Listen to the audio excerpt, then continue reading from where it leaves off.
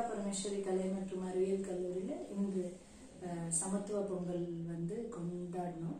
இது 22வது வருஷம். இந்த கல்லூரி தொடங்கி இது 22வது வருஷம். அதனால இந்த பொங்கல் கல்லூரிக்கு 22வது வருஷம். இது வந்து ஒரு சிறப்புமிக்க பொங்கலா சொல்லணும். ஏன்னா வந்து 20 வருஷத்துல வந்து அந்த ஜனவரி மாசத்துல வந்த பொங்கல், தை அந்த காலகட்டத்துல பொங்கல் வந்து ரொம்ப சிறப்பா நடந்தது, எல்லாருக்கும் தெரியும். அதுக்கு அடுத்து 2020 மார்ச்ல இருந்து நம்ம வந்து எல்லாருடைய மனசுல ஒண்ணு இருக்கும், என்னன்னா கோவிட் அப்படின்னு. அந்த கோவிடையும் தாண்டி நம்ம கலாச்சாரத்தை வந்து எப்படி நம்ம காப்பாத்துறதுன்றது மிகப்பெரிய சவாலா இருக்கு எல்லாருக்கும்.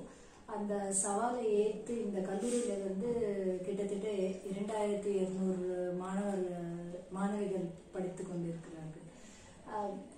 ஆனாலும் எல்லாரையும் கூப்பிட முடியாது.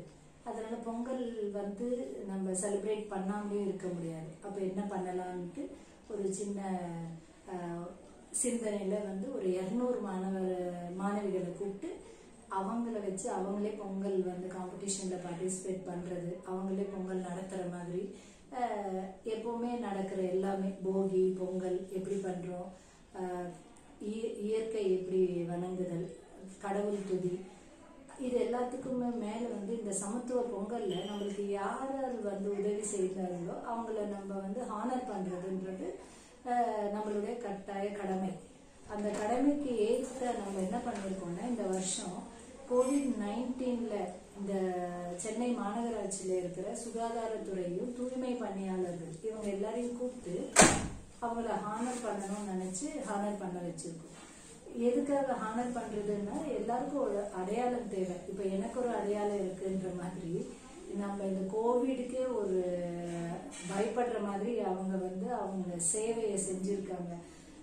யார் மறுத்தாலும் சரி, யார் அங்கீகரித்தாலும் சரி. ஏன்னா வந்து இது வந்து ஒரு பட்டிமன்றம் மாதிரி இல்லை, எல்லாருக்கும் தெரியும். நிறைய பேரை வந்து இந்த COVID-19 வந்து மாத்திருக்கு, பயப்படுத்திருக்கு. ஏன்னா வந்து நிறைய பேர் அவங்க வீட்டுல இருக்கிற மக்களை வந்து இழந்திருக்காங்க.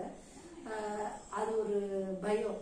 இப்ப அந்த பயத்தை போக்கி இவங்க வந்து களத்துல இறங்கி டிராபிக் கோவிட் முதல் காலகட்டத்துல வந்து இந்த ராயபுரம் ஏரியா கோவிட்னால ரொம்ப ஃபேமஸா இருந்தது. ஏன்னா வந்து இந்த நெருக்கடியான ஒரு இடம் அப்படின்ற மாதிரி. ஆனா அப்போ இந்த டிராபிக் கண்ட்ரோல் பண்ற இந்த ஜோனலுக்கு சேர்ந்த டிராபிக் போலீஸ் அவங்களையும், இந்த சென்னை மாநகராட்சியில இந்த தொகுதிக்கு சேர்ந்த சுகாதாரத்துறையும் தூய்மை பணியாளர்கள் இவங்க எல்லாருமே நம்ம கௌரவிக்க வேண்டிய ஒரு கடமை நம்மளுக்கு இருக்கு. அதனால வந்து இன்னைக்கு அவங்களை கூப்பிட்டு மேடை ஏற்றி எங்களால முடிந்த ஒரு சின்ன அங்கீகாரத்தை கொடுத்துருக்கோம். அங்கீகாரம்னா அவங்களுக்கு பெருசா கிஃப்ட் எல்லாம் கொடுக்கல, மேடை ஏற்று இவங்களாலதான் நாங்க இப்ப இருக்கோன்ற ஒரு சின்ன ஒரு நன்றியை தெரிவிச்சிருக்கோம். இதுவே ஒரு மகிழ்ச்சியான ஒரு தருணமா, நல்ல ஒரு பொங்கல் எப்படி பொங்கி வருமோ நம்ம வாழ்க்கையில இனிக்கா வரும் காலங்கள் எந்த ஒரு பயம் இல்லாம சந்தோஷமா இருக்கிறதுக்கு ஒரு அடையாளமா நாங்க நினைச்சுக்கிறோம். அதுவும் இல்லாம இந்த சமயத்துல வந்து ஒரு சின்ன விஷயம், நம்மளோட கலாச்சாரம் வந்து சிறந்த கலாச்சாரம்ன்றதுக்கு நம்ம இந்தியால COVID-19 தாக்கம் இருந்தாலும் அது வந்து அந்த ரேஷியோ மற்ற நாடுகளை பொறுத்த வரைக்கும் நம்ம ரேஷியோன்றது கொஞ்சம் கம்மியாவே நம்ம பார்க்கப்படுகிறது.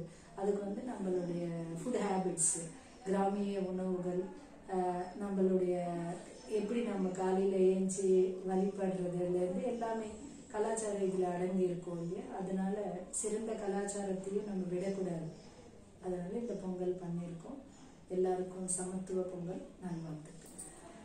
இயற்கையோடு இணைந்து வாழ்ந்தால்தான் பேரின்பம் அப்படின்றத இந்த கொரோனா காலம் நமக்கு நினைவுறுத்தி இருக்கு. நம்ம மறந்து போன பல பழக்க வழக்கங்களை மறுபடியும் ஞாபகப்படுத்துகிற ஒரு காலகட்டமா இந்த ஒரு காலகட்டத்தை நம்ம கருதலாம். சொல்ல போனா மரங்களை பாதுகாக்கணும், நம்ம வந்து நம்மளுடைய கிராமிய உணவுகளை வந்து அதிகமா உணவு உண்ணக்கூடிய ஒரு சூழ்நிலையை ஏற்படுத்தணும்னு எல்லாரும் சொல்லிக்கிட்டே இருந்த போது அத மக்கள் எல்லாருமே ஏத்துக்கிட்டாங்களா அப்படின்னு சொல்ல முடியாது. ஆனா ஏத்துக்க வச்சது இந்த கொரோனா காலகட்டம்.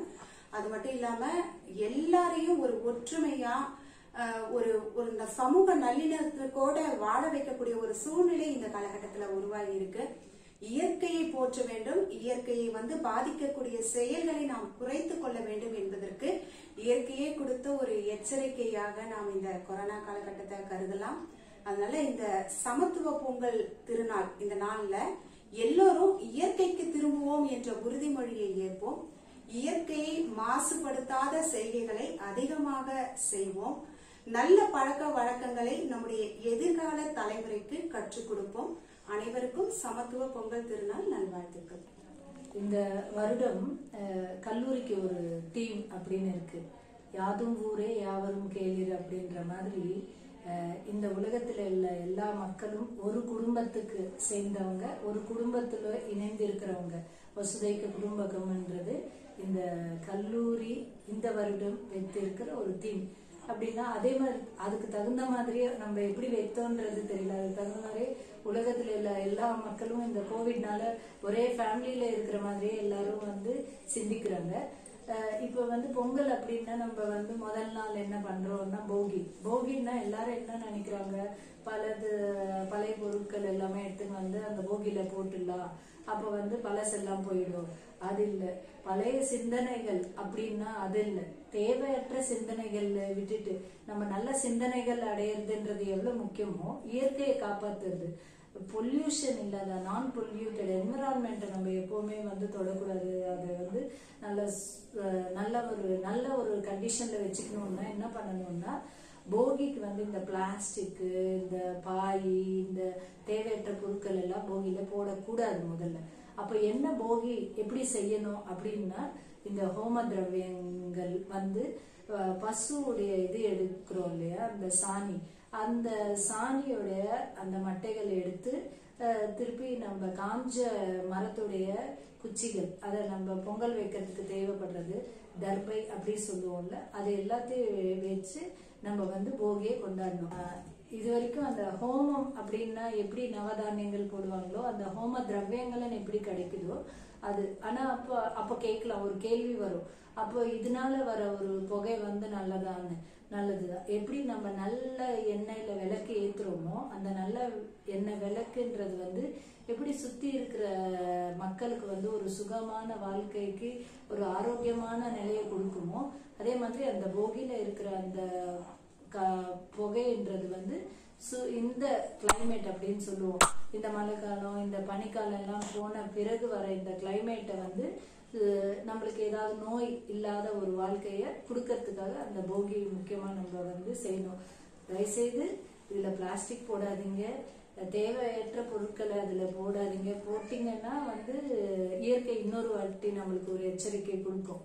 இன்னொரு வாட்டி நம்மளுக்கு நான் இருக்கிறேன் அப்படின்னு ஒரு இயற்கைய நம்ம எதிர்த்து வாழ முடியாது. அது எல்லாரும் புரிஞ்சுக்கணும்.